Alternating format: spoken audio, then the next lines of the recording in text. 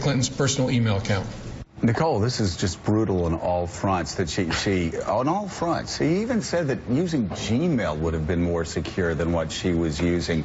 That when she said there was no classified information, that was a lie. There was 110 at least. And when she said that nothing was stamped classified, I mean, that just, it goes to what I've said all along. If you knew or should have known something was classified, the responsibility's on you. If you're sending around emails about drone warfare, you know it's classified. I mean, where do you go with all of that? Well, how low is the bar? By the way, Clinton's claims refuted by FBI findings. If you're driving the car, no classified info, she says, that's not true. Allowed by state, that was a lie. Turned over all work emails, that was a lie. Used a single device, that was a lie. Never breached, highly doubtful. Right, and I understand what you're saying, John, that it was a good day because she wasn't indicted. But we spent 3 hours talking about 61% of Americans who are alarmed. And if the bar were any lower, it would be buried underground. I mean, so it counted as a good day for her that she wasn't indicted. But what he did yesterday, I watched this live and thought, oh my God, Donald Trump might stumble into the Oval Office. I mean, he cemented with those 6 exhibits what a lot of people worry about with her, which is that she has a horrifically difficult relationship with the truth.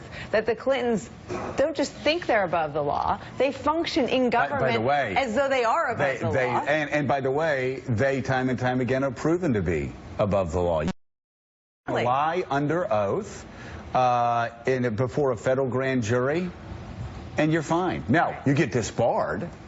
They disbarred Bill Clinton, but you're fine. You skate. Any of us lie in front of a federal grand jury, we would go to jail. We just would.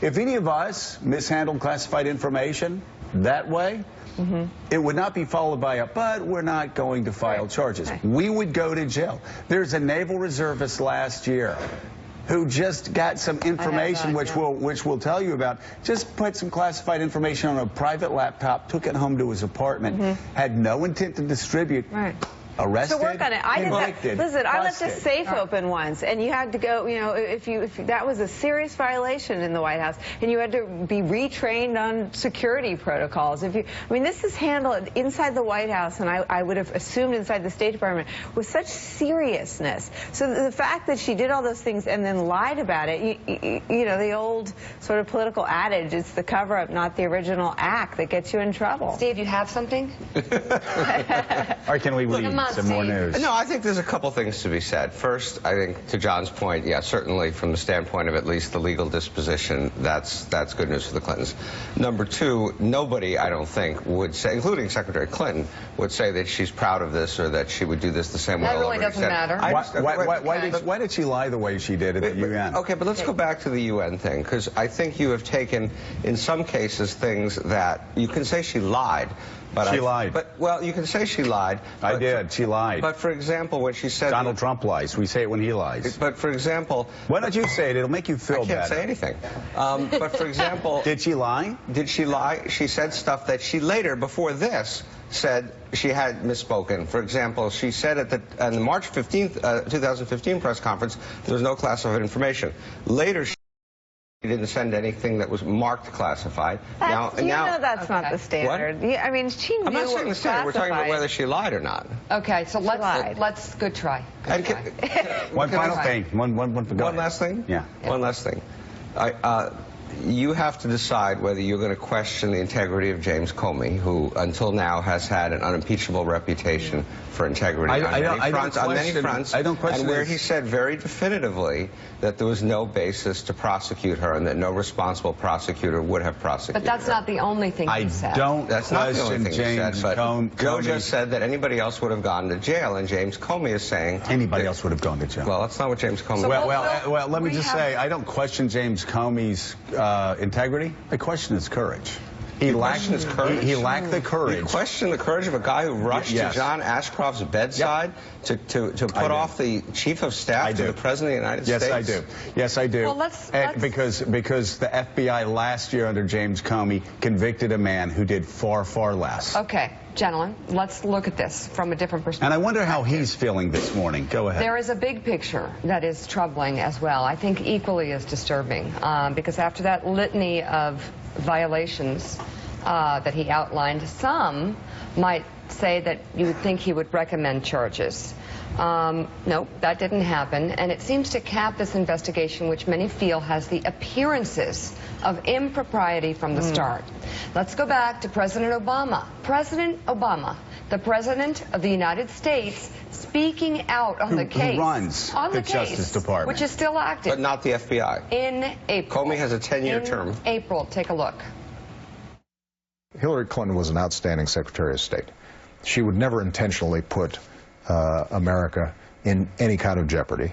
And what I also know, because I handle a lot of classified information, is that there's classified and then there's classified. I continue to believe that she has not jeopardized America's national security. Now, what I've also said is that, and she's acknowledged, that there's a carelessness in terms of managing emails that she has owned and she recognizes. But I also think it is important to keep this in perspective. I've got to say, Meek, it was also shocking. We mentioned it back in October, I think, on 60 Minutes, where he said, in October, while they were investigating, the President of the United States, who runs the Justice Department, no evidence. She did nothing to jeopardize national security. Yeah. That's not what Comey said yesterday. And here you have the chief law enforcement officer of the United States deciding almost a year before the findings come out that there's nothing to see. That is frightening. Flash forward to 8 days ago when President Bill Clinton had a private meeting with Attorney General Loretta Lynch on a tarmac in Phoenix inside her plane. Lynch says they discussed personal issues like golf and grandkids, unrelated to the investigation of Secretary Clinton. Only it was followed up days later in the New York Times, which reported that the Clintons appeared to dangle a job in front of the Attorney General. Quote, Democrats close to Mrs. Clinton say she may decide to retain Ms. Lynch, who took office in April of 2015. This written in the New York Times in the midst of an investigation that could indict Hillary Clinton and end her presidential run. And the New York Times doesn't even write at the end of that sentence, Mika. Currently, Mrs. Lynch will have the decision on whether to prosecute Hillary Clinton for matters to her email. And then yesterday, FBI Director Comey said they cannot find a case that would support bringing criminal charges as they lack intent. Although there is evidence of potential violations of the statutes regarding the handling of classified information, our judgment is that no reasonable prosecutor would bring such a case. This is not to suggest that in similar circumstances, a person who engaged in this activity would face no consequences.